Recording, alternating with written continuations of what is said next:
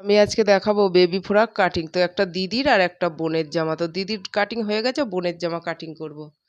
তো দেখুন এখানে বাটার সিল্কের কাপড়টি নিলাম আমি 4 ভাঁজে। তারপরে চেস্ট আছে 24, চেস্ট হিসাবে আপনারা ভাঁজ দেবেন। আর লেন্থ হবে 11, তো এক বেশি 12 নিয়ে লম্বায় দাগ দিয়ে নেবো। তারপরে পুট নিলাম 5, আর আরমোল 5, এদিক থেকেও 5 নিয়ে দাগটি সমান করে মিলিয়ে দেব। তারপরে এদিক থেকেও দাগটি দিয়ে নেব, দেওয়ার পরে বল পিন আটকে নেবো। বাটার সিল্কের কাপড় সরে সরে যাচ্ছে। তারপরে দেখুন চেস্ট আছে 24, তো 4 দিয়ে ভাগ করলে 6, আর 2 বেশি 8, আর এদিক থেকেও 8 নিয়ে সমান করে দাগ দেবো, আর টেকিরে মেকআপ হয়ে যাবে।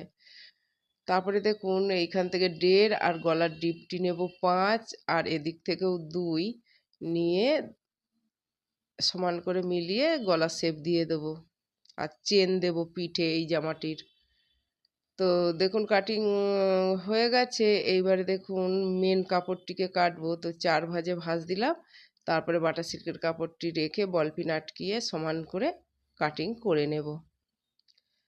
তারপরে দেখুন এবার ঘেরার অংশটি কাটিং করবো। গলার ডিপটি কাটিং করে দেখিয়ে দিই। আর এই দেখুন কাটিংয়ের পর এই লুক এসেছে। এটা হচ্ছে ওপরের পোরশন। এবার দেখুন নিচের ঘেরার কাটিং করব। তো 2 ভাঁজ আর 1 ভাঁজ দিলাম 4 ভাঁজ, আর নিচ থেকে দেখুন উপরের পোরশন বাদ দিয়ে আমি যতটা লম্বা লাগবে নিয়ে কাটিং করে নিচ্ছি। আর বন্ধুরা ভিডিওটি দেখে যদি ভালো লাগে লাইক কমেন্ট শেয়ার করবেন, আমার চ্যানেলটিকে সাবস্ক্রাইব করবেন। আর দেখুন কাটিং হয়ে গেছে। ভিডিও দেখার জন্য ধন্যবাদ।